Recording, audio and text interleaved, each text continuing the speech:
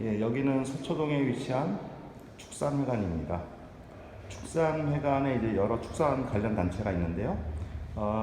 이 건물의 사실 대부분은 한국종축계량협회가 차지하고 있습니다. 그래서 저는 오늘 그 종축계량협회 중동계량부에 들려서 업무를 하려고 하는데요. 여기 보시면은 이제 한국인공수정사협회 위치하고 있고요. 2층에는 한국양기협회도 있습니다.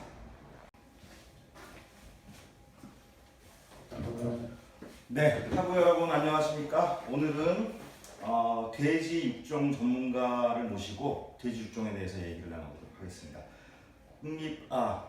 한국종축계량협회 중동계량부 김성수 부장님이십니다. 예, 안녕하세요. 안녕하세요. 네, 고맙습니다.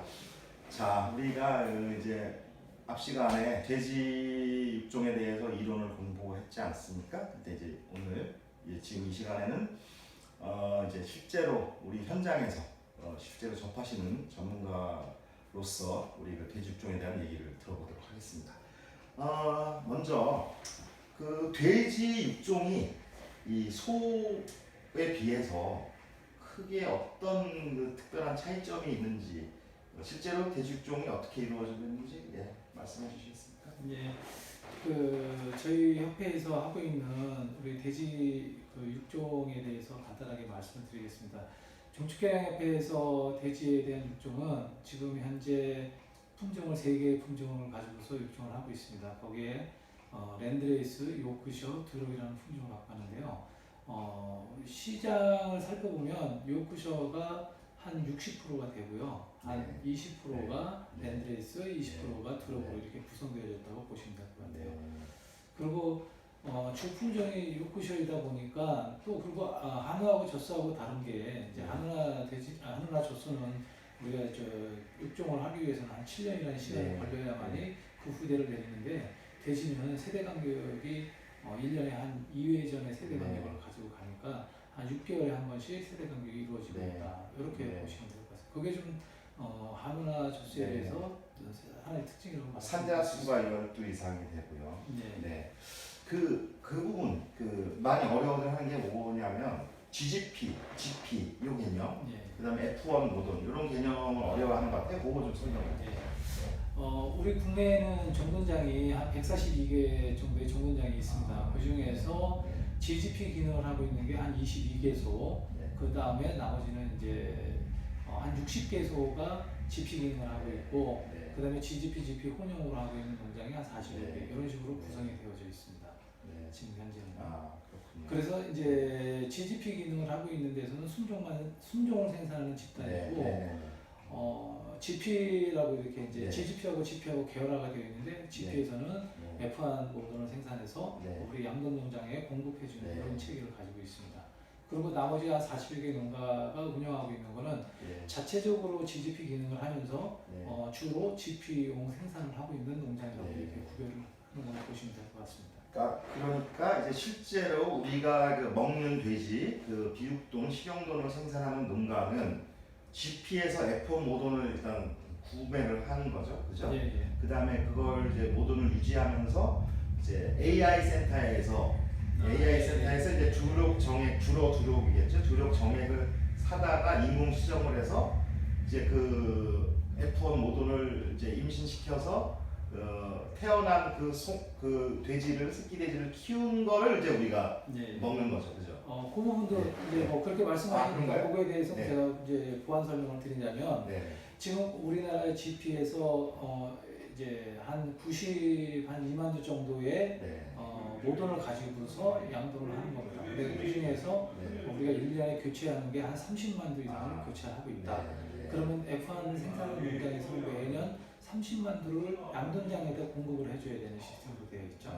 뭐 그렇게 이해하시고, 그러면 이제 양돈장에서는 그 모돈을 가지고서 이제 후대를 만드는데 터미널 사이어라는 말을 씁니다. 이 F1 모돈에다가 두록이라는 품종, 두록이라는 품종은 육질을 개선하기 위해서 이 목의 쪽은 산자수의 개념이고 육질의 개념을 해서 두 개를 혼합해서 만든 게 비육돈이라고 보시면 됩니다. 좀 이해가 많이 되셨는지 모르겠어요. 자, 그러면 우리 그 국립축산가원이랑 한국종축개량협회가 이제 같이 주관기관으로 하고 있는 국가의 그 돼지 그 종돈 개량 사업 중에 돼지 개량 네트워크라는 게 있지 않습니까? 이제 그거를 이제 같이 하고 계신데 돼지 개량 네트워크가 뭔지 좀 설명을 해주시겠어요? 네. 간단하게 말하면 우리 국내에 그러니까 우수한 종축을 가지고 있는 종동장들이 있습니다. 아까 제가 전자에 22개의 종동장이 있다고 했지 않습니까? 그 중에서도 이제 뭐 우리 큰 이제 육종 전문가들이 보유하고 있는 종동장들이 있어요. 그 종동장에서 어떤 정액을 그러니까 우수한 개체를 선발해서 어떤 그 AI 센터에다가 보내가지고 그 AI 센터에서 정액을 공유해서 우리가 지금 각 중동장들한테 이렇게 공급을 해주고 있습니다. 그래서 어떤 혈연이 연결되게끔 만드는 것이 지금 핵심인 거죠. 그러니까 네트워크 사업을 대한민국 그러니까 국가가 주도적으로 네트워크 사업을 하게 된 거는 우리 중동장은 단일 농장으로서의 어떤 돼지를 이렇게 뭐 500도짜리 농장이 있으면 500도 내에서만 종류를 선발하다 보니 그 어떤 그 육종 선발하는 그 집단 범위가 작아서 이제 이거를 큰 집단 범위를 만들다 보니까 그래서 이제 참여하고 있는데 네트워크 사업에 참여하는 지금 GGP 동분이 지금 한 5,000두가 됩니다. 그 중에서 한 3,500두가 유오크 지역 품종을 가지고서 하고 있고요.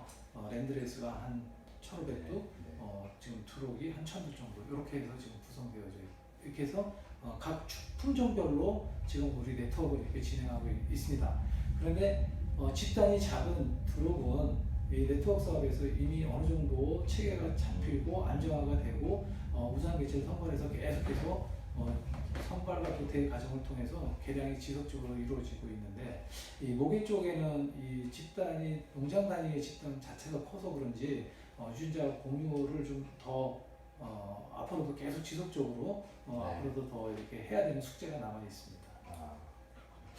예, 그러면 앞에 지금 질문이랑 연결이 되는데요. 이제 우리가 이제 돼지 양돈 산업에 있어서 이제 우리가 이제 종돈을 이렇게 힘들게 이제 우리나라에서 육종을 하고 있는데 뭐 이렇게 물어볼 사람도 있을 거예요. 그냥 딱 시돼지 외국에서 수입해서 쓰지 굳이 한국에서 돼지를 육종할 필요가 있나 이렇게 물어볼 수도 있잖아요. 그래서 한국에서 이 종돈 산업이 뭐 어떤 의의가 있는지 경쟁력이 있는지 전망은 어떤지 그런 어려운 얘기인데 이게 참 쉽지 않은 얘기예요. 왜냐하면 현실에 지금 어떤 상황이 다양한 어떤 그 상황들이 전개가 되고 있기 때문에 우리가 그냥 간단하게 이론적으로는 개량은 이렇게 해서 하면 된다.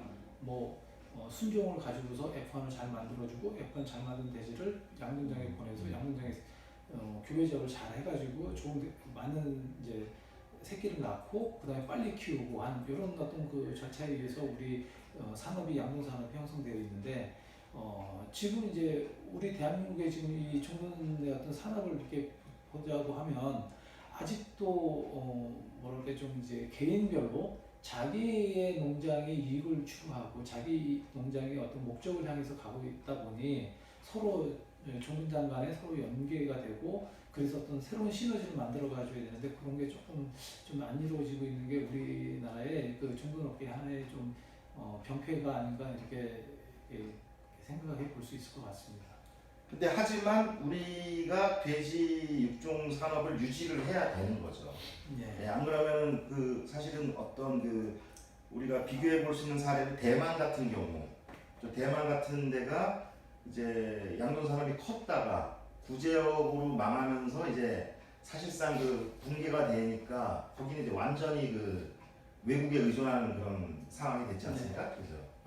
우리 한국은 사실 지금 우리 종돈장들이 대부분이 뭐 우리 국내에 들어오는 모든 종돈장은 4개 나라에서 들어오고 있습니다. 이게 이제 미국, 캐나다, 덴마크, 프랑스 이 4개 나라만이 우리 국내에 종돈을 들어올 수 있어요. 외국에서 다른 나라에서 들어올 수 없는 거는 검역 협정이 맺어져 있지 않고 검역 기준에 미달이 돼서 못 들어오고 있습니다. 그래서 우리 국내에 지금 들어오고 있는 이 종돈에 의해서 우리가 지금 이렇게 지금까지 산업을 이렇게 유지하고 있는데 지금 그 핵심은 이거인 것 같아요.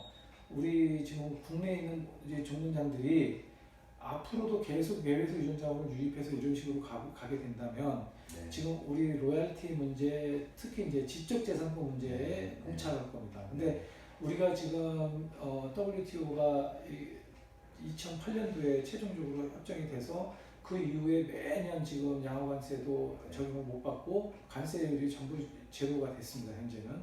그래서 이제 서로 무역을 갖다가 자유롭게 하고 있는데 대한민국의 지적재산권 부분에 대한 문제가 발생될 수 있는 소지가 커요. 지금은 프랑스에서 들어와서 돼지들이 점유하는 시장이 한 35%에서 40% 정도가 됩니다.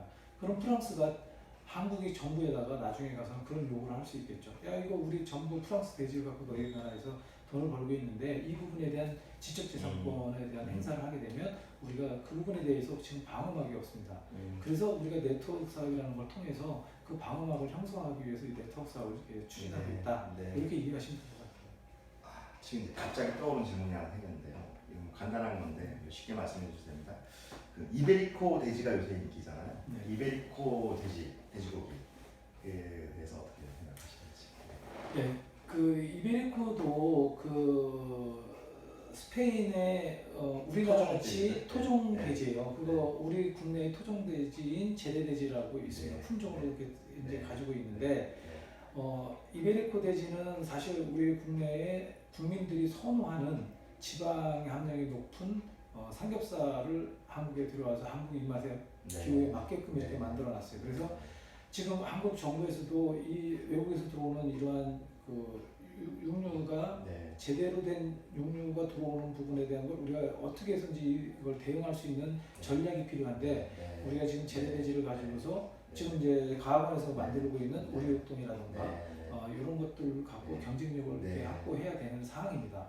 근데 지금 우리 국내에 있는 양동 농가들이 뭐 제대 돼지를 이용해서 돼지를 가지고 있는데 너무 각자가 하고 있기 때문에 그리고 영세한 조건에서 지금 이루어지고 있기 때문에 경쟁력이 지금 없어요. 그래서 그 부분에 대한 경쟁력을 키우기 위한 지금 준비를 하고 있습니다. 그 부분이 우리 국내 토종가축 인증이라는 어떤 제도가 있는데 이 제도를 통해서 좀 더 우리 양돈 농가들 중에서 흑돼지를 키우고 있는 농가들을 하나로 이렇게 귀합하려고 하는 그런 그 지금 시도를 하고 있습니다.